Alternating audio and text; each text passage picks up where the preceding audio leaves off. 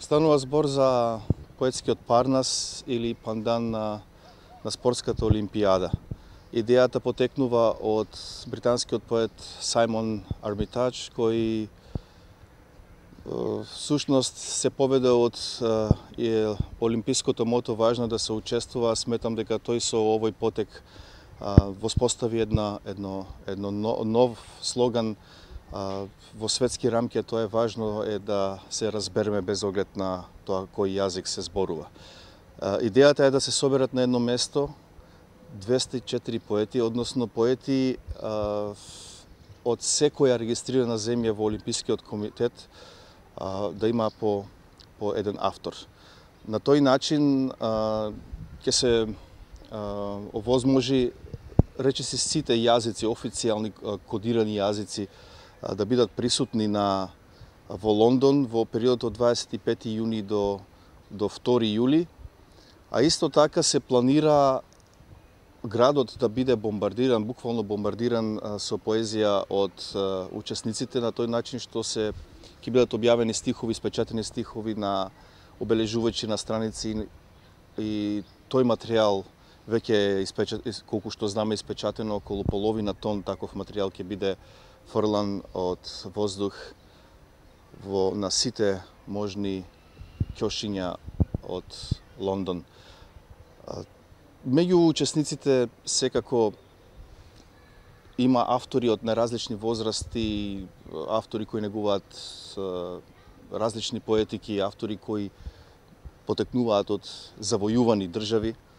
Меѓутоа, тоа е уште еден предизвик на овој поетски Парнас, односно да се биде поблиску еден до друг, да се демистифицира она поетски мит за поетот на некој начин поблизок до Бога, или пак поблизок до авторитетите, или поблизок до оние кои ја креираат светската политика.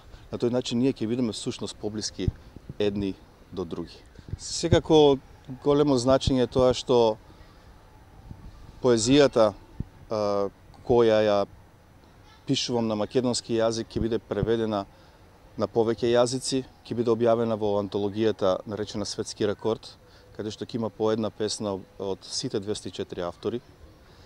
И важно е тоа што јазикот на кој што ја пишувам својата поезија, тоа е јазикот на моето детство, македонскиот јазик, нема да биде извор на конфликти, туку ќе биде реалност, нема да биде мотив за надпреварување, туку ќе биде мотив за разбирање. И тој момент секако помага да се доближиме и звуковно, меѓутоа и историски, и од секаков аспект, културолошки аспект, до читателите, до слушателите на таа поезија, и на некој начин да се разбијат сите можни граници, сите можни исцртувања пред и по војните, зашто сметам дека освен една спортска олимпијада или една поетска олимпијада, како што е поетскиот Парнас, само војните може да соберат толку многу луѓе на едно место. Се надевам и се радувам што овој пат мотивот е сосема поинаков. На овој фестивал ќе учествуваат 204 поети, до сега 150 поети го потврдија своето учество. Најмладата поетеса доаѓа од Казахстан, 24 години. Највозрасниот поет доаѓа од Луксембург, 80 години. Значи, сите граници се пробиени, сите, верувам дека тоа ќе се сложат и колегите поети, дека пробиени се и фиксните, статичните домови, зашто повеќето и многу од тие поети не живеат во сопствената земја, ја представуваат на некој начин, пишувајќи на јазикот на сопственото детство, на јазикот од земјата од каде што потекнуваат. Знаеме дека со книжевноста таму нема светски рекорди и нештата се многу по-релативни. Секако ние пишувајќи трагаме по она што е универзално, тргнувајќи од индивидуалното, од личното. Доколку, за разлика од тоа, политичарите можеби тие трагаат по нешто глобално, наместо по универзално, нешто што би било еднакво на сите можни простори.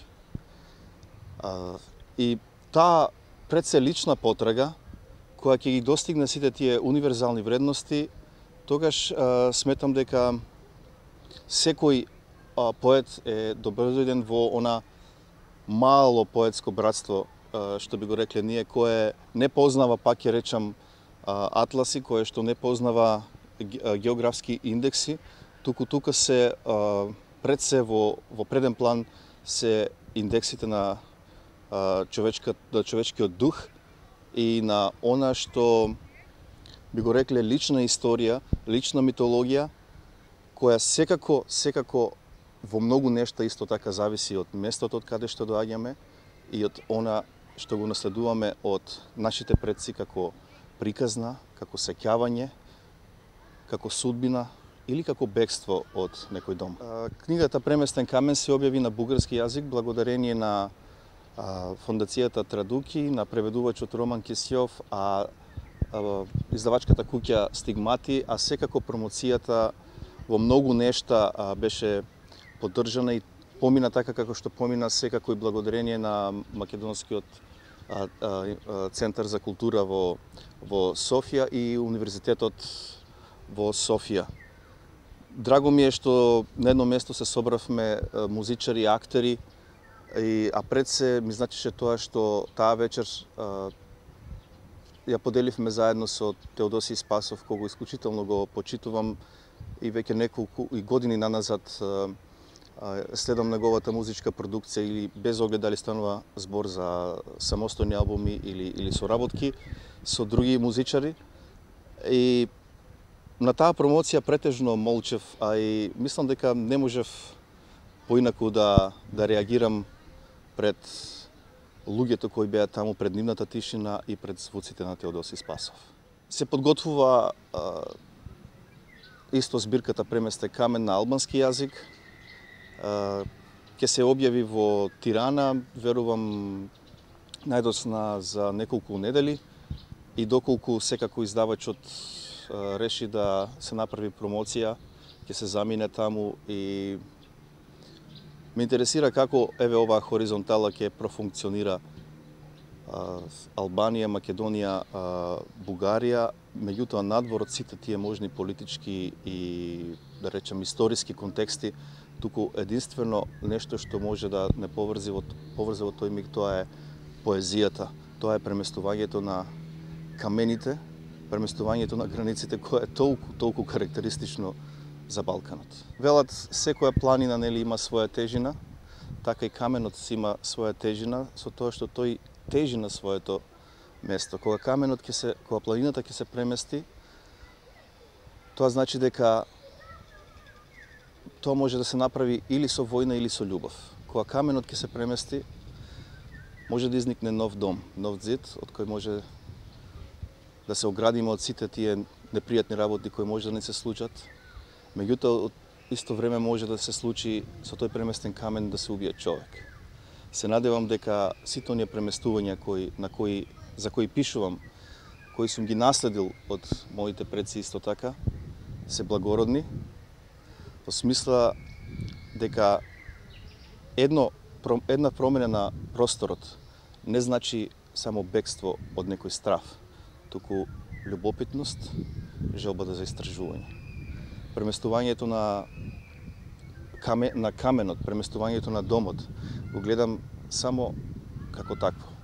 Бегство не од нешто, туку бегство кон нешто. И тоа е нашата, мислам, придобивка на цивилизациите, за разлика од нашите предци кои морале да ги напуштат своите домови присилно. Ние решаваме кога ќе ги напуштиме нашите домови. И нека биде така. Сите наши напуштања нека бидат наша волја.